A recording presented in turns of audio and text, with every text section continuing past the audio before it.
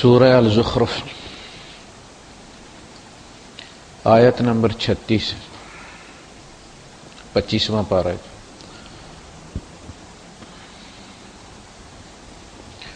زخرف کا مطلب ہے گلیٹرنگ. احمدہ واصلی علی رسولہ الکریم. اما بعد فاعوذ باللہ السمیع العلیم من الشیطان الرجیم. بسم اللہ الرحمن الرحیم. ومن يعش عن ذكر الرحمن نقيض له شيطانا فهو له قرين وإنهم ليصدونهم عن السبيل ويحسبون أنهم مهتدون حتى إذا جاءنا قال يا ليت بيني وبينك بعد المشرقين فبئس القرين ولن ينفعكم اليوم إذ ظلمتم أنكم في العذاب مشتركون أفأنت تسمع الصم أو تهدي العمي ومن كان في ضلال مبين فإما نذهبن بك فإنا منهم منتقمون أو نرينك الذي وعدناهم فإنا عليهم مقتدرون فاستمسك بالذي أوحي إليك إنك على صراط مستقيم وَإِنَّهُ لَذِكْرٌ لَكَ وَلِقَوْمِكَ وَسَوْفَ تُسْأَلُونَ وَاسْأَلْ مَنْ أَرْسَلْنَا مِنْ قَبْلِكَ مِنْ رُسُلِنَا أَجَعَلْنَا مِنْ دُونِ الرَّحْمَنِ آلِهَةً يُعْبَدُونَ. صدق اللہ العظیم. رب اشرح لي صدری ويسر لي أمري واحلل عقدة من لساني يفقهوا قولي. آمین یا رب العالمین. وَمَنْ يَعْشُ عَنْ ذِكْرِ الرَّحْمَنِ، اور جو رحمان کے ذکر سے اندھا ہو جائے، نابینا ہو جائے. یہ جو لفظ ہمارا نا عشاء، یہ وہ ہے یعشو. عشاء عشاء فی العین ہوتا ہے آنکھ میں اندھیارا آ جانا. کوئی چمک اچانک پڑی ہے، کیمرے کی فلیش پڑی ہے، اور اس وقت جو آپ کی آنکھوں میں ایک بلینکنیس آ جاتی ہے، اس کا نام ہے عشاء. عشاء فی العین، آنکھ میں ضعف بصر. اسی لیے عشاء کا وقت اس میں آپ بلینک ہو جاتے ہیں، کوئی نظر نہ آتی. یہ بجلی کی بات نہیں ہو رہی، بجلی کے بغیر کی بات ہو رہی ہے. عشاء کے وقت آپ کسی کو کلیئر کٹ دیکھ نہیں سکتے، یہ کون ہے، بندہ پہچان نہیں سکتے. یہ تو پتہ چل رہا ہے انسان ہے، لیکن کون ہے پتہ نہیں چلتا. تو عشاء کا وقت وہ وقت ہے جو بالکل بلیک آؤٹ ہو جاتا ہے. وَمَن يَعْشُ عَن ذِكْرِ الرَّحْمَنِ، جو رحمان کے ذکر سے اندھا ہو جاتا ہے. یعنی اس کی چمک ہے نا، وہ پہلے سپارے میں آپ دیکھیں جو دوسرے رکوع میں آیا ہے کہ اس کی گرج اور چمک سے آنکھیں چندھیا جاتی ہیں ان کی. تو اس جو تقاضے ہیں نا حق کے، ان سے پھر روگردانی کرنا، اندھا بن جانا، جیسے پتہ ہی نہیں. اچھا، یہ ذکر الرحمن جو ہے، یہ ذکر ہی اور یاد بھی ہے. اللہ کی یاد نہیں آتی. یہ قرآن حکیم اس لیے نا، الذکر ہے نا، یہ انا نحن نزلنا الذکر علیک وانا لہ انا لنحن نزلنا الذکر وانا لہ لحافظون. تو یہ الذکر ہے. الذکر کا مطلب یہ ہے کہ یہ اللہ کی یاد دلاتا ہے. ایک ہوتی ہے یاد خود بھی ذکر ہوتی ہے، جو چیز اس کو یاد دلانے والا جو ٹول ہوتا ہے اس کو بھی ذکر کہتے ہیں، کیونکہ وہ یاد دلاتا ہے. جیسے سجدہ جو ہے، مسجد کس کو کہتے ہیں ہم؟ مسجد ہم کہتے ہیں اس کو جہاں کے نماز پڑھتے ہیں ہم. اور مسجد جو ہے وہ بھی ہے کہ جو جگہ ہے آپ کی جس پہ آپ سجدہ کرتے ہیں، مصلی جو ہے وہ بھی مسجد ہے جس پہ آپ سجدہ کرتے ہیں. جس گھر میں آ کے سجدہ کرتے ہیں وہ بھی مسجد ہے، اور جس چیز کے ساتھ آپ سجدہ کرتے ہیں وہ بھی مسجد ہے.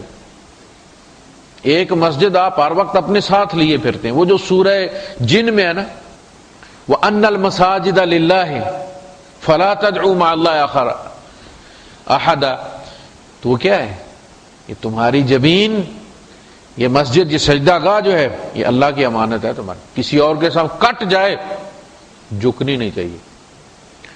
تو یہ وہ مسجد ہے، لہذا تم اللہ کے سوا کسی اور سے مت مانگو. نمبر پلیٹ لگی ہوئی ہے سرکاری تمہاری.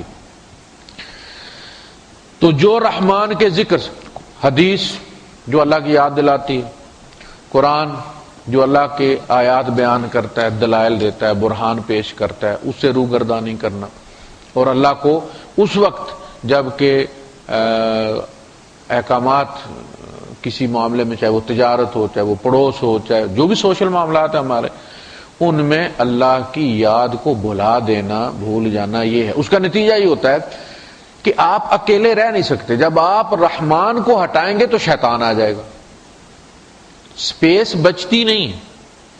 آپ جگہ خالی کریں گے، رحمان کو ہٹا دیں گے، شیطان آ جائے گا.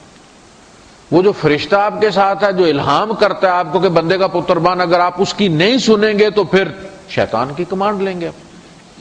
آپ کبھی بھی، آپ کو ڈومینیٹ کرتی ہیں کچھ فورسز، ان میں اگر بندے کے اندر ایمان ہے تو اس لیے فرمایا ان الذین آمنوا وعملوا الصالحات یہدیہم ربہم بایمانہم، یقیناً وہ لوگ جو ایمان لائے اور اعمال صالح کرتے ہیں ان کو اللہ ہدایت دیتا ہے بایمانہم، ان کے ایمان کے ذریعے. وہ جو تمہارے اندر ریسیپٹر لگا ہوا ہے نا، جو اللہ کے احکامات وصول کرتا ہے، سگنل لیتا ہے، وہ کیا ہے؟ وہ ایمان. اگر وہ نہ ہو تو اس کا مطلب ہے تم وصول نہیں کرو گے، کال تمہیں نہیں ملے گی. یہ ہے یہدیہم ربہم بایمانہم، ایمان کھو دیا، ہدایت کا ذریعہ تمہارے ہاتھ سے نکل گیا. تو رحمان کی یاد بھی جو چیز دلاتی ہے وہ شعائر اللہ میں سے. وَمَن يَعْشُ عَن ذِكْرِ الرَّحْمَنِ نُقَيِّضْ لَهُ شَيْطَانًا، ہم اس کے لیے شیطان مقرر کر دیتے، ہم ڈیوٹی لگاتے تھے. سورہ حامیم السجدہ میں فرمایا نا کہ جب یہ وہ لوگ ہیں کہ جو جن کے بارے میں فرمایا کہ وہ کہیں گے ان سے اپنی جلدوں سے اور ہاتھ پاؤں سے کہ تم نے کیوں گواہی دی، لما شہدتم علینا قالوا انطقنا اللہ الذی انطق کل شیء وهو خلقکم اول مرۃ والیہ ترجعون وما کنتم تستترون ان یشهد علیکم سمعکم ولا ابصارکم ولا جلودکم ولکن ظننتم ان اللہ لا یعلم کثیرا مما تعملون. تمہیں یہ گمان بھی نہیں تھا کہ یہ تمہارے ہاتھ پاؤں آنکھیں یہ سرکاری وکیل ہیں، جاسوس ہیں اللہ کے تمہارے ساتھ لگے ہوئے، اور یہ ایک دن تمہارے خلاف گواہی دیں گے. بلکہ تم کیا، ولیکن ظننتم، تم کیا گمان کیے بیٹھے تھے، ان اللہ لا یعلم کثیرا مما تعملون، کہ اللہ پاک جو ہے وہ اس کو تمہارے اکثر کاموں کی خبر نہیں. وہاں بڑا کوئی بلنڈر کر دیں، کوئی شراب شو پی لیں تو پھر تو اللہ کو پتا چل جاتا، وہاں الارم بجنے شروع ہو جاتے ہیں. لیکن یہ کہ پڑوسی کو اگر تنگ کر لیا جائے تو کوئی مسئلہ نہیں. گاڑی کسی کے پیچھے کھڑی کر دیا آپ نے، نو پرابلم، یہ تو کوئی مسئلہ. کہیں کچرا پھینک دیا آپ نے نیچے، کوئی دیکھنے والا نہیں. جبکہ وہ کہتا جی ذرہ بھی تمہیں تمہاری جو برائی کا ہے وہ تم دیکھو گے، تمہیں اٹھایا اس لیے یراؤ اعمالہم، قیامت کے دن تمہیں تمہارے اعمال فیصلے ہو جاتے ہیں فیل پاس کے دنیا میں. قیامت کے دن صرف رزلٹ تمہیں دینا ہے. جب آپ رزلٹ اناؤنس کرتے اس دن کیا ہوتا ہے؟ آپ کا کچھ نہیں ہوتا، آپ نے لکھ دیا ہوتا جو ہوتا ہے، تو اس میں وہ سارا آپ کو شو کرا دیا جائے گا کہ بھئی یہ ہے. تو اللہ کے رسول صلی اللہ علیہ وسلم نے فرمایا کہ مجھے وہ بندہ بھی دکھایا گیا، میں نے وہ منظر بھی دیکھا، وہ کلپ بھی دیکھا میں نے کہ جس نے مسجد میں تھوکا، اور پھر میں نے قیامت کے دن وہ تھوک اس بندے کے ماتھے پہ بھی لٹکا ہوا دیکھا. یہ یعنی ہم تم یہ سمجھتے ہو لیکن ظننتم ان اللہ لا یعلم کثیرا مما تعملون ذالکم ظنکم الذی ظننتم بربکم، یہ ہے تمہارا ویک پوائنٹ. تم نے جو گمان اپنے رب کے بارے میں کیا تھا نا، یہ ہے وہ جس نے تمہیں غافل کر دیا. فارداکم، اس نے تمہیں برباد کر کے رکھ دیا. فاصبحتم من الخاسرین، تم گھاٹا پانے والوں میں سے ہو گئے. تو اس میں نے کہا کہ دیکھو فیصبروا فالنار مثوی لهم، آج تم صبر بھی کرو تو آگ، صبر کا بدلہ دنیا میں جنت ہے، آخرت میں تم صبر بھی کرو تو آگ ہے. فیصبروا فالنار مثوی لهم وَيَسْتَعْتِبُوا فَمَا هُمْ مِنَ الْمُعْتَبِينَ، اور اگر وہ معافی مانگے تو معافی منگوائی نہ جائے. یعنی وہ تو تلے بیٹھے معافی مانگنے کے لیے، لیکن اس دن معافی ہے ہی نہیں. آج کہا گیا نا توبہ کرو، پلٹ آؤ، معافی مانگ لو. تو یہ کیا ہے؟ یہ اللہ پاک کی طرف سے فراہم کردہ ایک سہولت ہے. لیکن قیامت کے دن تم معافی مانگو بھی تو قبول نہیں کی جائے گی، اس لیے کہ وہاں وہ سہولت ہی نہیں رکھی گئی ہے معافی مانگنے کی. اور نہ یہ کہا گیا کہ تم صبر کرو گے تمہیں اجر ملے گا. اجر دنیا میں ہی ملتا ہے، آخرت دار العمل نہیں ہے، وہ دار الجزا ہے. جو صبر کر چکے ہو اس کی جزا تم لے لو گے. تو یہ وہ لوگ ہیں. وہاں پھر فرمایا کہ فَإِنْ فَالنَّارُ مَثْوًى لَهُمْ وَيَسْتَعْتِبُوا فَمَا هُمْ مِنَ الْمُعْتَبِينَ وَقَيَّدْنَا لَهُمْ قُرَنَاءَ، وہی لفظ جو یہاں استعمال ہوا، وَقَيَّدْنَا لَهُمْ قُرَنَاءَ فَزَيَّنُوا لَهُم مَا بَيْنَ أَيْدِيهِمْ وَمَا خَلْفَهُم. ہم ان کے پر کچھ ایسے یار بنا دیتے ہیں، birds of a feather flock together, ایسے یار بنا دیتے ہیں جو برے کام ان کے لیے مزین کر دیتے کہ یار چلو اللہ پاک ایسا بھی نہیں ہے کہ ایسا کر دے، چلو تھوڑا سا پی لیں گے، کیا ہے ہنگامہ ہے، کیوں برپا تھوڑی سی جو پی لی ہے، ڈاکہ تو نہیں ڈالا، چوری تو نہیں کی ہے. فَزَيَّنُوا لَهُم مَا بَيْنَ أَيْدِيهِمْ وَمَا خَلْفَهُم، تو وہ مزین کر دیتے ہیں اور یہ ان کے ساتھ لگے رہتے، تو پھر وہ برباد ان کو کر کے رکھ دیتے ہیں. یہ وہ یہ نقید لہو شیطانا فہو لہو قرین، قرین کا مطلب ہوتا ہے ساتھی، شریک حیات. کبھی آپ سنا کرتے خبروں میں قرینہ تو صاحب السمو، ان کی وائف کو کہتے تھے قرین، لائف پارٹنر. وَإِنَّهُمْ لَيَصُدُّونَهُمْ عَنِ السَّبِيلِ، یہ شیاطین کیا کرتے ہیں، وہ پھر ان کو راہ ہدایت سے ہٹا کے رکھتے ہیں، سیدھی راہ سے. السبیل کا مطلب ہے سیدھی راہ، خاص رستہ. وَيَحْسَبُونَ أَنَّهُمْ مُهْتَدُونَ، اور وہ یہ سمجھتے ہیں کہ وہ ہدایت یافتہ ہیں. مسئلہ یہ ہے، ایک بندے کو پتہ چل جائے نا کہ وہ رستہ بھول گیا ہے تو وہ ہر وقت ہدایت کی تلاش میں رہتا ہے. ٹیکسی والے کو لائٹ مار کے روکتا ہے، ہاتھ شیشے میں مار کے گاڑی والے کو روکتا ہے، بھائی صاحب میں نے فلاں جگہ جانا، مجھے رستہ بتاؤ. رستہ چلتے آدمی کو ہارن دے کے گاڑی روک کے اس سے رستہ پوچھتا، یہ نہیں دیکھتا کہ یار یہ اس کے پاؤں میں تو جوتی ہی نہیں ہے تو میں اس سے رستہ کیوں پوچھوں، بلکہ سمجھتا ہے کہ یار جوتی نہیں ہے تو پھر اسی ایریے کا اس کو صحیح پتا ہوگا.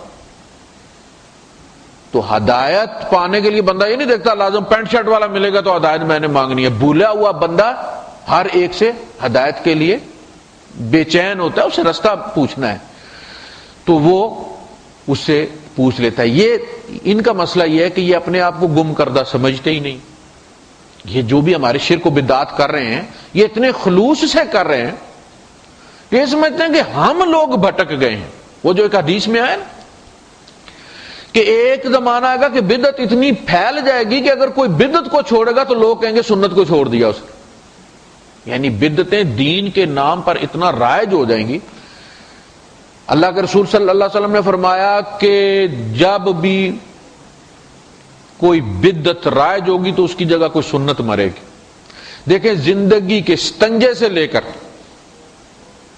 قبر میں اتارے جانے والے آخری غسل تک زندگی کا کوئی شعبہ نہیں جہاں اللہ یا رسول کا حکم موجود نہ ہو. سپیس ہی نہیں ہے. آپ لازماً کوئی چیز وہاں سے ہٹائیں گے تو جگہ بنائیں گے، سنت ماریں گے تو بدعت کی جگہ نکلے گی. ممکن نہیں. سنت ہر بدعت سنت کی قبر کا لوح مزار ہے. وہ سنت کی قبر کے سرانے لگی ہوئی ہے بدعت. بدعت کی جگہ ہی کوئی نہیں میرے نبی نے چھوڑی، رات ہو یا دن، لیلھا کا نہارھا. ٹھیک ہے جی. اچھا وہ آپ نے فرمایا کہ بدعت آئے گی، سنت غیرت کرتی ہے نا، سنت غیرت والی ہے، نکل جائے گی، مر جائے گی. فرمایا پھر وہ قیامت تک لوٹے گی نہیں.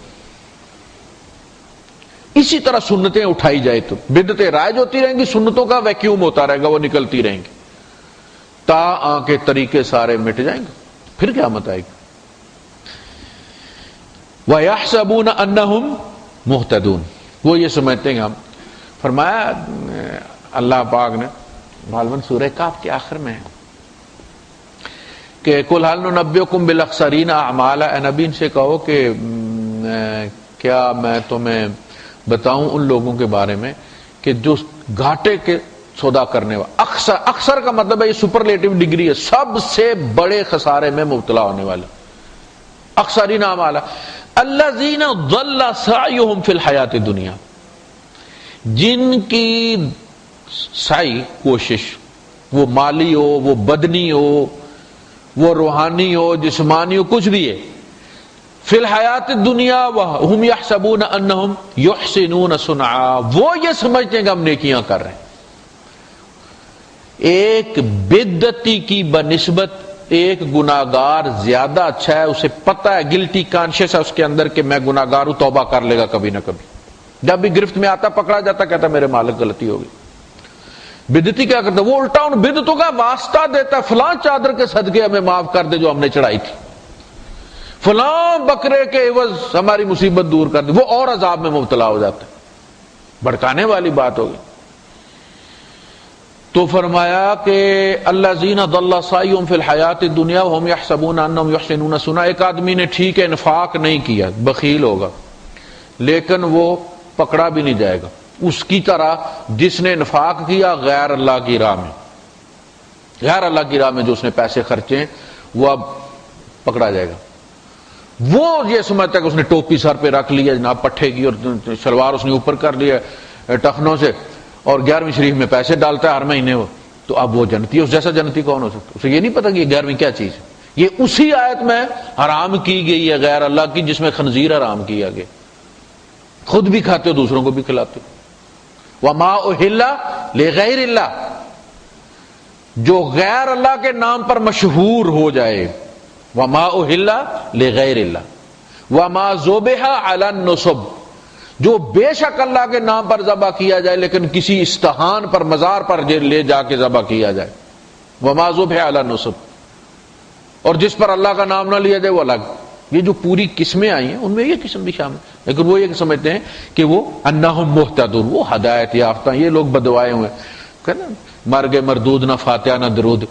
ہمارا دیکھیں جی ہر جمعرات کو ہم کراتے ہیں، کیا یہ جمعرات حضور نے کرائی ہیں، صحابہ نے کروائی ہیں، تابعین نے کروائی ہیں، امام ابو حنیفہ نے اپنی امی کی کروائی ہے۔ یہ کب راج ہوں؟ جب مولوی پکھا ہوا ہے۔ انگریزوں نے حکومت توڑی نا، تو انہوں نے انگریزی زبان سرکاری بنا دی، جس کو انگریزی آتی ہے نوکری ملے گی۔ وہ جو کل تک میجسٹریٹ تھے نا، یقین کریں انہیں چپڑاسی رکھنے کے لیے کوئی تیار نہیں تھا۔ یہ 1862 میں جب 1857 کی جنگ آزادی فیل ہوئی تو انگریزوں نے مکمل کنٹرول حاصل کرنے کے بعد 1862 میں اسلامی قوانین منسوخ کر دیے، فارسی اور عربی کو غیر سرکاری زبان قرار دے دیا، انگلش کو سرکاری زبان قرار دے دیا۔ ہندو نے محنت کی، اس نے عہدے لے لی۔ ہمارے مولوی صاحب انگریزوں کے غصے میں، ان کی عداوت میں کہا انگریزی کے قریب نہ جانا۔ وہ زبانیں ساری اللہ پاک کی نعمت ہیں، اس نے اپنی نشانی بیان کی ہے اس کی، تو انہوں نے دور رکھا۔ نتیجہ یہ رہا کہ گھوم پھر کے پھر وہی مدرسے، نوکریوں سے برخاست ہو گئے یہ سارے، تو ان کو پھر ہٹا دیا انگریز نے۔ اس کے نتیجے میں پھر مولوی ہو گیا بھوکا، اب نہ انگریزی مولوی پڑھے نہ کوئی نوکری اچھی ملے، گھوم پھر کے یہی ہے کہ بھائی لوگوں کی روٹیوں پہ ہم نے پلنا ہے۔ ایک کولا لے کے نکلے، کسی نے دال ڈال دی، کسی نے ٹینڈے ڈال دیے، کسی نے جناب والی کھوسے ڈال دیے، کسی نے بھنڈیاں ڈال دی، وہ پورا مکس ہوا، وہ آ کے کھانا ہے۔ کیا ہوا؟ احساس کمتری پیدا ہو گئے مولوی صاحب کے اندر۔ اب روٹی پوری کرنی ہے۔ اس سے پہلے مولوی صاحبان کا باقاعدہ حکومت کی طرح، جیسے یہاں اوقاف تنخواہ دیتی ہے نا، ایسے تنخواہ مقرر ہوتی تھی اسٹیٹ کی طرف سے۔ سب سے کھاتا پیتا جو ہوتا تھا نا وہ یہ مولوی ہوتا تھا، یہ الگ، یہ ریزیڈنٹ میجسٹریٹ ہوتا تھا مولوی۔ آپ دیکھیں انڈیا میں اب بھی ہے، انڈیا میں جو مولوی قاضی ہے ان کا، مسلمانوں کا، اس کے سامنے آپ دفعہ 162 کا بیان دے سکتے ہیں، آپ اعتراف کر سکتے ہیں، اس کے اعتراف پہ آپ وہ ایف آئی آر درج ہوتی ہے۔ تو نتیجہ یہ نکلا کہ پھر مولویوں نے پیٹ بھرنے کی، جب حکومت غریب ہوتی ہے تو ٹیکس لگاتی ہے، چولہا ٹیکس، بٹیرا ٹیکس، فلاں ٹیکس۔ مولویوں نے کیا لگایا؟ 11ویں شریف، جمعرات شریف، ورا شریف، فلاں شریف، فلاں شریف۔ میں یہ کہتا ہوں کہ کبھی کسی نے مولوی صاحب کے بھی گھر جمعرات کھائی؟ آخر اس کا بھی تو وہاں پہ وہ مرا ہی ہے نا یار۔ مولوی کیوں نہیں اپنے یہاں جمعرات کرواتا؟ آپ میں سے کسی کو کوئی ہوا ہے کسی مولوی صاحب کے گھر جمعرات یا ورا کھانے کا؟ نہیں ہوا نا، کرواتے ہی نہیں۔ وہ دوسروں کے ماں باپ کے پیچھے لگے ہوں کہ تمہارے ماں باپ کا کیا بنے گا۔ تو یہ ساری اصل میں مولوی کی غربت اور روٹی کا مسئلہ ہے۔ شریعت ان چیزوں کی طرف بالکل حکم نہیں دیتی۔ یہ ہے انا مہتدون حتی اذا جاءنا، جہاں تک کہ جب ہمارے پاس آئیں گے یہ دونوں، وہ جو شیطان ہے اس کے ساتھ اور وہ بندہ۔ اچھا، جب ہم پیدا ہوتے ہیں تو ہمارے ساتھ ایک شیطان کا بچہ بھی پیدا ہوتا ہے۔ یہ ابن کثیر میں باقاعدہ لکھا گیا ہے کہ بڑی طویل حدیث ہے کہ اللہ پاک نے جب شیطان نے رب کہہ کے مانگنا شروع کیا کہ اب ولن تو میں بن ہی گیا ہوں، پھر ولن تڑلے کا ہونا چاہیے نا، ولن جتنا طاقتور ہوتا ہے اتنی فلم پھر کامیاب ہوتی ہے، ولن بھی پھسپھسا ہو تو فلم فلاپ ہو جاتی ہے۔ تو اس نے کہا کہ ایسے مجھے ولن بنانے کا فائدہ کوئی نہیں، تو کچھ دو میرے ہاتھ میں، پھر ٹیسٹ ہوگا نا، لأغوینہم اجمعین، میں نے اغوا کرنا ہے ان کو، تو مجھے کچھ سہولیات دی جائیں۔ کہا ٹھیک ہے، تو انہیں میں ایسے دوڑے گا جیسے ان کا خون دوڑتا ہے، ایکسیس دے دی گئی۔ اور کہا جی اور کچھ؟ کہا جی تو ان کو وسوسہ ڈال سکے گا، وسوسہ ڈال سکے گا، یعنی یہ کبھی بھی اپنا بلوٹوتھ جو ہے وہ ہڈن نہیں کر سکیں گے، چاہے یہ طواف میں ہوں چاہے یہ نماز میں ہوں، بلوٹوتھ ان کا شون ٹو آل رہے گا، تو مسجد کے باہر بیٹھ کے بھی وسوسہ ڈال سکتا ہے، اس کو بھیج سکتے ہیں۔ اچھا انہوں نے کہا جی اور کچھ؟ کہا کہ اس کے ہر بچے کے ساتھ تیرا ایک بچہ پیدا ہوگا۔ جب ساری چیزیں ہو گئیں تو آدم علیہ السلام نے کہا کہ اللہ پاک پھر میرا کیا بنے گا؟ تو جو کچھ آپ نے اس کو دے دیا ہے، اتنی طاقت، میرے خون میں دوڑے گا، مجھ کو وسوسہ ڈال سکے گا، میں کبھی بھی اپنے ذہن کو اس سے محفوظ نہیں کر سکوں گا، اوپن رہے گا، تو ہر میرے بچے کے ساتھ اس کا بچہ پیدا ہوگا، میرا کیا بنے گا؟ کہتے ہیں کہ اللہ پاک نے فرمایا آدم میں نے تمہیں ایک توبہ نہیں دے دی، جو تیرے مسئلے کا حل تھا نا، وہ تیری اولاد کے مسئلے کا بھی حل ہے، تیرا بھی مسئلہ توبہ سے حل ہوا ہے، تیری اولاد کا مسئلہ بھی توبہ سے حل ہوا۔ میں نے تمہیں بے گناہ نہیں بنایا، کوئی فرشتہ نہیں میں نے بنایا، میں نے انسان بنایا، اور مجھ سے کوئی میکینیکل غلطی بھی نہیں ہوئی کہ بنانے میں چلا تھا بے گناہ اور گناہ صادر ہو گیا، گناہ صادر کروا کے دکھایا کہ یہ تمہیں اغوا کر سکتا ہے، اور پھر اس کا حل بھی بتا دیا کہ جب ایسا ہو جائے تو ایگزٹ ادھر ہے، یہاں رکھ کے کلک کرو، اے اللہ معافی دے دے، اپنی زبان میں مانگو، ضروری نہیں کہ مولوی صاحب کی لکھی ہوئی، طواف میں پھرتے ہیں، پھر پہلے چکر کی دعا، پھر دوسرے چکر کی دعا، پھر اتنے ہی چکر آ کے دیتے ہیں، پتہ ہی نہیں، اپنی زبان میں مانگو یار اللہ سے، وہی تو جگہ اللہ سے باتیں کرنے کی دل کھول کے، وہاں جا کے بھی تم پتہ ہی کو نہیں۔ بلکہ امام کعبہ بتا رہے تھے کہ وہ گروپ میرے آگے آگے چل رہا تھا، تو اس میں ایک بندہ پڑھ رہا تھا، دوسرا گروپ پیچھے پڑھ رہا تھا، وہ جو بہت شاطر ہوتا ہے نا چاچا چلاکو، ان کے آگے آگے، اس نے پڑھنی شروع کی عربی، تو اس نے کہا ہاذا ہاذا الکتاب الکتاب، وہ پورا پرنٹنگ پریس کا توبعہ توبعہ فل جدت فل جدت، اس نے پورا، اور وہ بھی پیچھے پڑھ رہے ہیں۔ کہتے ہیں یہ حال ہے ان لوگوں کا کہ یہ بھی نہیں پتا کہ رب کو کیا کہہ رہے ہیں، یہ حالت ہے۔ جب یہ دونوں آئیں گے، یہ میرے یعنی دیکھیں جب میرے ساتھ پیدا ہوا میرے ساتھ رہے گا، جو میں پڑھوں گا یہ بھی پڑھے گا، مولوی صاحب کا شیطان بھی مولوی ہوتا ہے، مفتی صاحب کا شیطان بھی مفتی ہوتا ہے، وہ سب اس نے بھی پڑھا ہوا، لہذا یہ مت سمجھیں کہ بھائی یہ مولوی صاحبان محفوظ ہیں، وہ ساری ان کے سارے جو بھی انہوں نے جوڈو کراٹے سیکھے ہوں اس نے بھی سیکھے ہوں۔ میں پہلے بھی کوٹ کر چکا ہوں آپ کو کہ ایک دفعہ پڑھ رہا تھا رات کو میں، تو وطروں کا مسئلہ تھا، تو یہ کہنے لگا کہ تم وطر ابھی پڑھ لو، صبح تم کون سی تلوار مارتے ہو بھائی، 2 نفل پڑھتے ہو تم، تو ابھی پڑھ کے پڑھ لو تم وطر۔ میں نے کہا بھائی اگر 2 نفل واقعی اتنے غیر اہم ہے تو تمہیں مرچیں کیوں لگی ہوئی ہیں؟ اگر میرے 2 نفل صبح والے اتنی معمولی چیز ہے تو تمہیں کیا تکلیف؟ اس کا مطلب ہے کہ ان کی کوئی اہمیت ہے، اور تم یہ کرتے ہو کہ نہیں جی تم ابھی پڑھ لو، 2 کی بجائے 4 پڑھ لو، ابھی صبح ویسے بھی نیند آئی ہوئی ہوتی ہے، ٹھیک ہے جان چھڑا لی۔ صبح رات کو زکام تھا مجھے، میں نے لے لی وہ فلوڈریکس لے لی، 2 ڈبل ڈوز لے لی، صبح نیند آئی تو بڑی میٹھی۔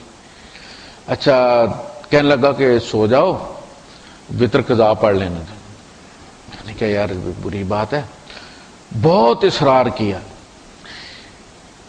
میں نے کہا اچھا پیشاب کر کے سو جاتا ہوں، اٹھ گیا پیشاب کرنے کے لیے آیا تو واش روم میں نے کہا کہ اچھا یہ تو جان چھوٹی، بستر سے اٹھایا میں، تو میں نے کہا کہ ابھی وضو کرتا ہوں اور پڑھتا ہوں، تو یہ تو واجب ہے، یہ تو واجب ہے، یہ ایسی تھوڑی ہے کہ میں اسے چھوڑ دوں گا نیند کی وجہ سے اور پھر اللہ پوچھے گا نہیں۔ کیا کہتا ہے؟ کہتا ہے کہ امام شافعی کے نزدیک سنت ہے۔ آپ نے دیکھا مولوی کا شیطان بھی مولوی ہوتا ہے۔ یہ میری ہنسی نکل گئی، میں آپ کو کھلکھلا کے ہنس پڑا کہ دیکھو خانہ خراب کہاں سے دلیل ڈھونڈ کے لایا۔ آدھی میری آنکھیں بند تھی، میں نے سوچا یار واجب میں پڑھ نہیں پڑیں گے، تو ایک دم کہتا ہے کہ وہ امام شافعی کہتے ہیں سنت ہے، تو ان کی طرف سے مطلب چھوڑ. اتنی تکلیف اگر آپ غور کریں تو آپ شیطان، یہ جو میں نے آپ کے سامنے مکالمہ کیا ہے، بندہ محسوس کرتا ہے کہ کوئی مجھے گائیڈ کر رہے ہو، جیسے آپ چیٹ کر رہے ہوتے ہیں نا، آپ کے پاپ اپ کر رہے ہوتے ہیں میسیجز، اسی طرح بندہ محسوس کرتا ہے کہ کوئی میرے ساتھ باتیں کر رہا ہے، کوئی ڈال رہا ہے. لیکن بندہ محسوس کرنے والا ہونا چاہیے کہ یہ چیز کہیں سے آ رہی ہے، کوئی اور ڈال رہا ہے میرے سے، پتہ چل جاتا پٹی پڑا رہا ہے. تو جب یہ آئیں گے دونوں، قال یا لیت بینی و بینک بعد المشرقین، یہ بھی ابن کثیر میں لکھا ہوا ہے کہ جب قبر سے نکلیں گے تو اس کو اور شیطان کو ہتھکڑی لگا دی جائے گی. وہ جو اس کا شیطان، اور وہ آپ نے دیکھا پولیس والے جٹ ہتھکڑی لگا کے اپنے ساتھ اس کو کر لیتے، اب بھاگ نہیں سکتے، ان دونوں کو ایک ہی کڑی لگا دی جائے گی. اس وقت وہ مومن اس سے کہے گا یا لیت بینی و بینک بعد المشرقین، کاش میرے اور تیرے درمیان مشرق اور مغرب جیسا فاصلہ ہوتا. یہ تو اب، اور وہ یہاں تک کہ آگ میں اسی طرح اسی کڑی میں دونوں آگ میں بھیجے جائیں گے. فبئس القرین، تو کتنا برا ساتھی ہے، یعنی وہاں بھی مصیبت ڈالی رکھی ہے، اور اس پہ یہ کہ اب یہاں بھی تو میرے ساتھ، یہ دل جلانے کے لیے جب دیکھو تو غصہ ہی چڑھتا رہے، بلڈ پریشر ہائی رکھے گا یہاں بھی، اور وہاں گولیاں بھی کوئی نہیں ہیں. وَلَن يَنفَعَكُمُ الْيَوْمَ، فرمایا ہرگز تمہیں نفع نہ دے گا آج کے دن، اس ظلم تم، اگر تم نے شرک کیا ہوا ہے. دیکھیں ظلم جہاں بھی آتا ہے نا نکرہ میں، تو اس سے مراد ہر کا نا، ہر گناہ ظلم ہے اور ہر ظلم گناہ ہے. اصل ان شرک لظلم عظیم، اصلی ظلم وہ ہے، ورنہ تو اگر باقی گناہ ہو تو اللہ پاک معاف کر دے. شرک کا معاملہ جو ہے وہ سب سے نرالا ہے. ان اللہ لا یغفر ان یشرک بہ ویغفر ما دون ذلک لمن یشاء. جب شرک آتا ہے تو پھر اس کے مقابلے میں باقی گناہوں کی کوئی اہمیت نہیں رہتی. ایسے جیسے ایک بندے کو زکام بھی ہے، اس کو گھٹنوں کا درد بھی بیچارے کو ہوتا ہے، الرجی بھی ہے اس کو سکن، لیکن کینسر ہو جاتا ہے. اب کینسر کے بعد تو پھر باقی بیماریاں، ایک یہی کہہ دینا کہ اس کو کینسر ہے با کافی ہے اس بندے پہ ترس کھانے کے لیے. اسی طرح جب کسی بندے کو شرک کی بیماری لگ جائے نا، اس کے لیے باقی چھوٹے موٹے کام، جی وہ یہ بھی کرتا ہے، جی وہ نماز نہیں پڑھتا، جی ان چیزوں کی اگر پڑھے بھی تو کوئی فائدہ نہیں، وہ پڑھے بھی تو اس کو کوئی، اس لیے کہ اللہ پاک اس کو تو معاف کرے گا نہیں. جہنم میں تو جانا ہے، پڑھ کے بھی جانا ہے، نہ پڑھے بھی جانا ہے. اصل مسئلہ جو ہے وہ شرک ہے. اس ظلم تم، اگر تم شرک کر چکے ہو، انکم فی العذاب مشترکون، یہ کہ تم عذاب میں بھی اسی طرح پارٹنر رہو گے جس طرح وہاں تم پارٹنر، یہ تمہارا کنسلٹنٹ تھا نا، اب یہاں بھی یہ ساتھ رہے گا. افا انت تسمع الصم او تهدي العمي ومن كان في ضلال مبين. اب یہ اس میں نبی کریم صلی اللہ علیہ وسلم کو خطاب کیا جا رہا ہے. اللہ پاک کافروں کو خطاب کرنا بھی پسند نہیں کرتے. جہاں اللہ پاک کہتا ہے نا کہ نبی تو جان دے دے گا ایمان، تو اس میں خطاب اصل میں نبی کو کر کے ان سے اظہار نفرت کیا جا رہا ہے. افا انت تسمع الصم، اے نبی آپ بہرے کو سناؤ گے، او تهدي العمي یا اندھے کو بتاؤ گے، وَمَنْ كَانَ فِي ضَلَالٍ مُبِينٍ اور جو واضح اور صریح ضلالت میں، گمراہی میں مبتلا ہے. آپ یعنی یہ تینوں الزام کس پہ لگ رہے ہیں؟ مکے والوں پر. مکے والے رات دن یہ صورتیں جب نازل ہوئی ہیں زخرف اور شورا، تو یہ بالکل آخری مکی دور ہے. تو وہ کوشش، پلاننگ جو بھی کرتے تھے ان کی یہ تھی کہ اگر ایک کانٹا نکل جائے، یہ نبی اگر کسی طریقے سے یا ان کو ہم قید کر دیں، یا یہاں سے آؤٹ کر دیں ہمیں، یا ان کو قتل کر دیں. یہ تین مشورے تھے نا. وَإِذْ يَمْكُرُ بِكَ الَّذِينَ كَفَرُوا، جب وہ کافر آپ کے بارے میں چالیں چل رہے تھے، لِيُخْرِجُوكَ، لِيَقْتُلُوكَ أَوْ يُثْبِتُوكَ أَوْ يُخْرِجُوكَ، کہ آپ کو قید کر دیں یا قتل کر دیں یا نکال دیں. تو اللہ پاک نے فرمایا فَإِمَّا نَذْهَبَنَّ بِكَ فَإِنَّا مِنْهُمْ مُنْتَقِمُونَ. اے نبی اگر ہم آپ کو لے بھی جائیں بائی دا وے، تو ان سے تو ہم انتقام لیں گے. یعنی اگر یہ سمجھتے ہیں کہ نبی کے چلے جانے سے، چاہے وہ ہجرت کی صورت میں ہو چاہے وہ موت کی صورت میں ہو، نبی کے چلے جانے سے ان کے مسائل حل ہو جائیں گے اور یہ تحریک بیٹھ جائے گی، تو یہ بہت بڑی غلط فہمی ہے. ہم فیصلہ کر چکے ہیں، آپ ہوں یا نہ ہوں انہیں ہم نے عذاب دینا ہے، اب ان پر عذاب آئی آئے. فَإِنَّا مِنْهُمْ مُنْتَقِمُونَ، ہم ان سے منتقمون کا مطلب ہم ان سے انتقام لینے والے.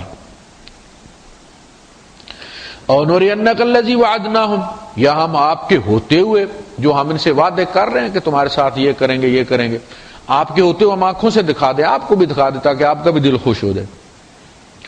فَإِنَّا عَلَيْهِمْ مُقْتَدِرُونَ، ہم ان پر قادر ہیں، یہ ہمارے قبضہ قدرت میں ہے، اس کا ایسا کوئی مسئلہ نہیں. آج تک کوئی بھی، اصل میں اللہ پاک سہولت دیتے اس لیے کہ اسے اطمینان ہے کہ یہ میری گرفت سے نکل نہیں سکتے، نہ زمین میں نہ آسمان میں. جب بھی میں نے گرفت کرنی، اللہ کو یہ نہیں، ہمیں تو یہ ہوتا کہ بھئی یار یہ بندہ اگر میں نے اس کو اب نہ پکڑا تو یہ ایم پی اے بن جائے گا، ایم این اے بن جائے گا، پھر یہ طاقتور ہو جائے گا. ہمیں تو یہ فکر ہوتی ہے نا، پھر یہ ہو سکتا ہے میرا انچارج بن جائے. لہٰذا جو کرنا ہے ابھی، اللہ پاک کو اس قسم کا کوئی خدشہ نہیں. کوئی بادشاہ بھی بن جائے، وجہ آرڈر ہوتا ہے تو اپنے بیٹے کے ہاتھوں مارا جاتا ہے، لو اس کے گھر میں ہی عذاب موجود ہے. فَاسْتَمْسِكْ بِالَّذِي أُوحِيَ إِلَيْكَ، آپ اس کو پکڑے رہیں جو آپ کی طرف وحی کیا جا رہا ہے. اصل اہمیت اس کتاب کی، یہ بہت بڑا، ہمارے پاس ہماری بدقسمتی ہم سمجھتے نہیں ہیں کہ بہت بڑا اعزاز ہے کسی قوم کے پاس اللہ کے کلام کا ہونا. یعنی آسمان والوں کی نظریں اس قوم پر ہوتی جس کے ہاتھ میں یہ ہوتے ہیں. اِنَّكَ عَلَىٰ صِرَاطٍ مُسْتَقِيمٍ، آپ سیدھے رستے پر ہیں، بے شک آپ سیدھے رستے پر. آپ اس کو پکڑے، یعنی اس کو پکڑے رکھیے. اللہ کے رسول صلی اللہ علیہ وسلم نے ان آیات کی جب تفسیر بیان کی تو آپ نے فرمایا کہ یہ کتاب جو ہے یہ اللہ کی رسی ہے، ترفعہ بید اللہ و ترفعہ بایدیکم، اس کا ایک سرا اللہ کے ہاتھ میں، دوسرا سرا تمہارے ہاتھ میں ہے. تم سے پہلی قوموں کے عبرتناک واقعات بھی اس میں موجود ہیں، تمہارے بعد آنے، صحابہ سے کہا جا رہا ہے تمہارے بعد آنے والی قوموں کے حالات بھی اس کے اندر موجود ہیں. فیہ نبأ ما قبلکم وخبر ما بعدکم، اور فرمایا کہ جس نے اس کے بغیر ہدایت کو ڈھونڈا، اضلہ اللہ اس کو گمراہ کر کے چھوڑے. من قال بہ صدق، جس نے اس کی اتھارٹی پہ کہا اس نے سچ کہا، جس نے اس کی دلیل سے کہا اس نے حق کو واضح کی، اور جس نے ہدایت کو اس کے باہر ڈھونڈا اس کو اللہ گمراہ کر دے. وَإِنَّهُ لَذِكْرٌ لَكَ وَلِقَوْمِكَ، اور یقیناً یہ آپ کے لیے اور آپ کی قوم کے لیے ذکر سے مراد ہے کہ اس کے ذریعے آپ ہمیشہ آپ کا تذکرہ رہے گا. دیکھنا ہماری دین کی سند کیا ہے، وہی لوگ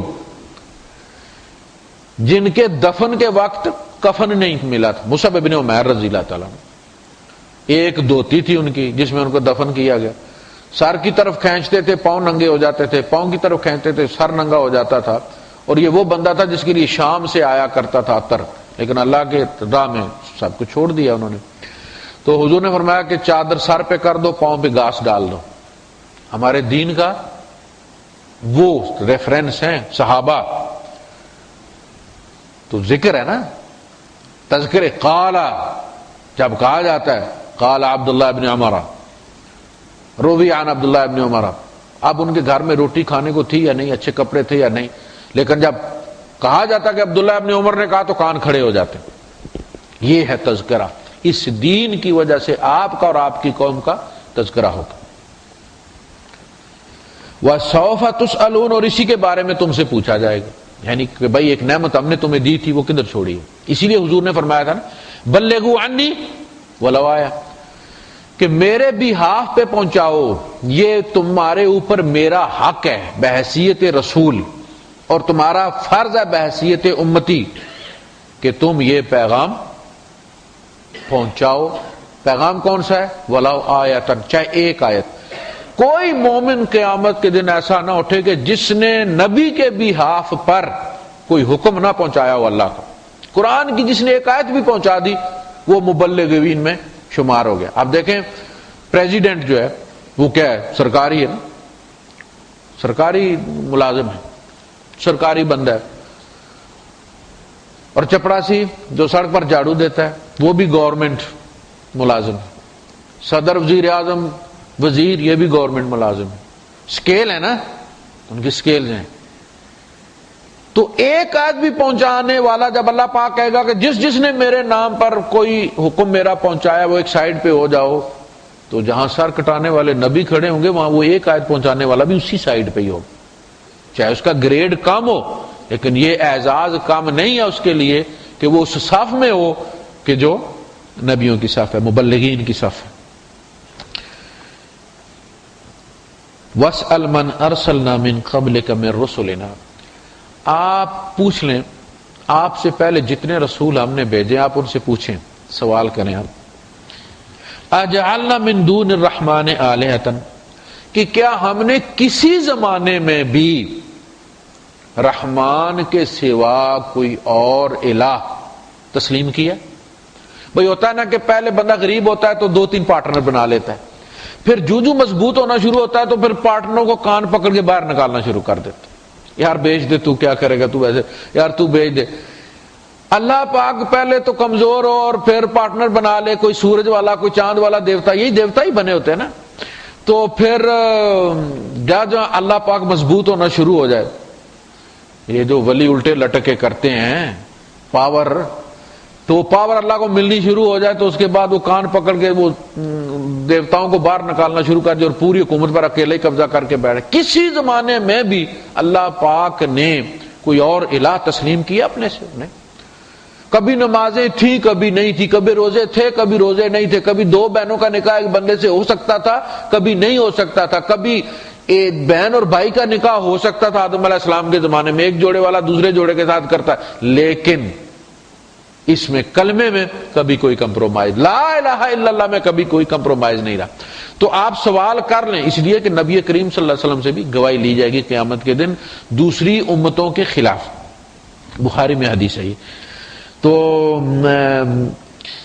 وَاسْأَلْ مَنْ أَرْسَلْنَا مِنْ قَبْلِكَ مِنْ رُسُلِنَا، یہ کہا جاتا ہے کہ جب نبی کریم صلی اللہ علیہ وسلم معراج پہ گئے تو انبیاء سے ملاقات ہوئی، تو پھر انبیاء نے حضور کے پیچھے 2 رکعت نماز شکرانے کے پڑھے جب، تو اس وقت جبرائیل نے حضور سے کہا کہ وہ جو آپ کو اللہ نے کہا تھا نا اس موقع کے لیے کہا تھا، وَاسْأَلْ مَنْ أَرْسَلْنَا قَبْلَكَ مِنْ رُسُلِنَا، آج سارے رسول موجود ہیں جو آپ سے پہلے گئے، آپ ان سے سوال کر لیں، کل یہ سوال اس کا جواب قیامت کے دن بہت کام آئے گا، تو آپ ان سے سوال کریں۔ حضور نے ان سے پوچھا کیوں بھائی اللہ پاک نے کبھی اس پہ کمپرومائز کیا کسی زمانے میں بھی کہ اس کے سوا کوئی الہ؟ سب نبیوں نے کہا نہیں، سب سے پہلے ہوتا تھا لا الہ الا اللہ، پھر ہوتا تھا نوح نجی اللہ، پہلے لا الہ الا اللہ ہوتا۔ اب یہ قیامت کے دن گواہی پھر تمام جب ان کی قومیں جھٹلا دیں گی کہ نہیں جی انہوں نے ہمیں پہنچایا نہیں، اس وقت نبی کریم صلی اللہ علیہ وسلم پھر ان رسولوں کے بہاف پر گواہی دیں گے۔ اجعلنا من دون الرحمن آلہۃ یعبدون، کوئی ایسے آلیہ جن کی بندگی کی جاتی۔ جب میں کہتا ہوں بندگی تو بندگی سے فوراً آتا نماز پڑھنا، سجدہ کرنا، اور چونکہ ہم سجدہ کرتے نہیں، ہم تو بکرا چڑھاتے ہیں، ہم تو ان سے جا کے دعا مانگتے ہیں، اور دعا کیا؟ مخ العبادہ، نماز کیا؟ ساری نماز عبادت ہے، دعا ہی ہے نا، فاتحہ پوری کیا ہے؟ دعا ہے، اتحیات پوری کیا ہے؟ دعا ہے، اللہم صلی علی محمد کیا ہے؟ دعا ہے۔ تو ہم جب کہتے ہیں نا کہ جی عبادت ہم نہیں کرتے غیر اللہ کی، تو اس سے مراد یہ ہوتا ہے کہ 2 رکعت نماز نفل ہے، بندگی اللہ تعالیٰ کی۔ ہم سمجھتے ہیں نماز کا نام ہے بندگی، اور کیونکہ نماز ہم غیر اللہ کی نہیں پڑھتے، داتا صاحب کی ہم نماز نہیں پڑھتے، اس لیے ہم داتا صاحب کی پوجا نہیں کرتے، حالانکہ عبادت کے تمام شعائر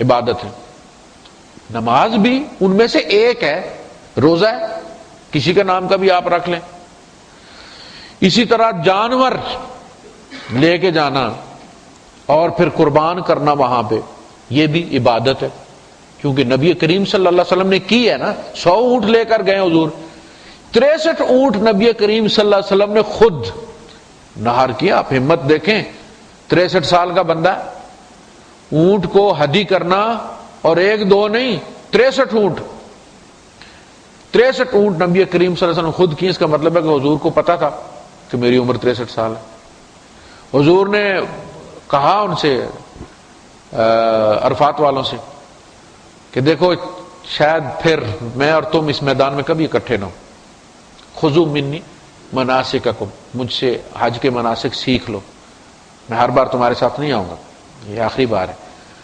تو 63 آپ نے کیے، باقی حضرت علی رضی اللہ عنہ کے حوالے کیے کہ آپ میری نیابت میں ان کی قربانی کر دیں، تو یہ بھی اچھا ہوا، ورنہ قربانی خود ہی کرنی پڑتی۔ یہ بھی شرعی مسئلہ ہو گیا کہ آپ کسی کو بھی نائب بنا سکتے ہیں، مولوی صاحب کو، فلاں صاحب کو، میرے کسائی کو، کہ بھائی میری طرف سے تم ذبح کر دو، وہ ہو جاتا ہے ذبح، ورنہ خود ہی اگر کرنا ہوتا تو پھر بڑا مسئلہ ہوتا، پھر ہمیں ٹکٹ لے کے پاکستان جانا پڑتا قربان کرنے میں۔ تو عبادت کا جو لفظ ہے نا وہ یہ ہے کہ دعا عبادت ہے، اسی لیے اللہ پاک نے فرمایا، ہم پڑھ کے سورہ زمر میں، کہ قال ربکم ادعونی، تمہارا رب کہتا ہے کہ تم جیسے بھی ہو مجھ سے سوال کرو، تم جیسے بھی ہو مجھ سے مانگو۔ یہ جو ایک کرائٹیریا بنا لیا گیا کہ جی فلاں نیک بندہ ہے اس سے منگواؤ، تو یہ کہاں کہا اللہ نے؟ بد بھی اس کے بندے، یا عبادی الذین اسرفوا علی انفسہم لا تقنطوا من رحمت اللہ ان اللہ یغفر الذنوب جميعا۔ اصل میں جب بندہ دعا مانگتا ہے تو اس کا سب سے جو پہلا فائدہ ہوتا ہے یہ ہوتا ہے کہ اس کے گناہ معاف ہو جاتے ہیں۔ جو دعا اس نے مانگی ہے نا کہ اللہ مجھے بیٹا عطا کر دے، یا اللہ میرے جاب کا مسئلہ، وہ مسئلہ الگ ہے، ہاتھ اٹھتے ہی سب سے پہلے اس کے گناہ معاف کر دیے جاتے ہیں۔ یہ سہولت تھوڑی ہے۔ غیر اللہ سے جب تم کرتے ہو، جب ہاتھ اٹھاتے ہو داتا کے دربار کے اوپر، تو سب سے پہلے توق شرک کا تمہارے گلے میں ڈالا جاتا ہے۔ ادھر ہاتھ اٹھتے ہیں تو سب سے پہلے تمہیں پاک کیا جاتا ہے۔ یہ بہت بڑی سہولت ہے جس سے ہم لوگ محروم رہتے ہیں۔ تو دعا بھی عبادت ہے، وہاں فرمایا قال ربکم ادعونی استجب لکم، تمہارا رب کہتا ہے مجھے پکارو میں تمہاری پکار سنوں گا۔ یہ نہیں کہا اے نیکو، مولویو، قاضیو، قاریو، حاجیو تم مجھے پکارو، نہیں، جس کا بھی وہ رب ہے، وہ ابلیس کا بھی رب ہے، وہ رب العالمین ہے نا، وہ ابلیس کا بھی رب ہے، اور رب بھی کہہ کے اس نے ایکسپلائٹ کیا ہے، رب بھی کہہ کے اس نے ساری سہولتیں لی ہیں، اللہ کی قسمیں کھا کھا کے اس نے ساری سہولتیں لی ہیں۔ تمہارا رب کہتا ہے مجھے پکارو جیسے بھی ہو تم، میرا مسئلہ ہو۔ دیکھیں نا، اگر بیٹا نالائق بھی ہو، وہ گریڈ اچھا نہ لے کے آیا تو کھانا کھانے کے لیے پڑوسی کے گھر بھیج دیتے ہیں اس کو، جوتے کے لیے اس کو کسی کے گھر، یہ آپ کی انا کا مسئلہ ہے۔ میرا بیٹا کسی کے گھر جا کے کہے کہ میرے کپڑے نہیں ہیں، مجھے کپڑے لے کے دیں، یا میرے جوتے نہیں۔ قرض کون لیتا ہے؟ بیٹا قرض لیتا ہے یا باپ قرض لیتا ہے؟ اللہ کہتا ہے مجھ سے مانگو، میں کہاں سے ارینج کرتا ہوں، یہ میرا ہیڈ ایک ہے، تمہارا نہیں ہے۔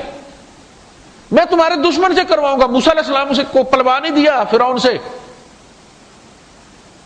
یہ میرا مسئلہ ہے، تم کیوں ڈھونڈنے نکل پڑے ہو ایجنٹ؟ میں کرواؤں گا جس سے بھی کروانا۔ ان الذین یستکبرون عن عبادتی، لفظ غور کریں آپ، قال ربکم ادعونی، تمہارا رب کہتا ہے مجھ سے دعا کرو، فرمایا جو ان الذین یستکبرون عن دعائی، اصل میں لفظ کیا ہے؟ جو میری دعا سے، مجھ سے مانگنے سے تکبر کرتے ہیں، لیکن لفظ کیا استعمال کیا؟ الذین یستکبرون عن عبادتی۔ حضور نے یہاں فرمایا الدعاء هو العبادہ، دعا ہی تو بندگی ہے، ہاتھ اٹھتے ہی بندے کے ہیں، اور جس کے آگے اٹھتے وہ تیرا رب ہے، تو اس کا بندہ ہے۔ یہ کیسے ممکن ہے ہاتھ تیرے داتا کے آگے اٹھے اور بندہ تو اس کا بنا ہو؟ ممکن نہیں۔ یہ مسئلہ ہے۔ وآخر دعوانا الحمدللہ رب العالمین۔ جی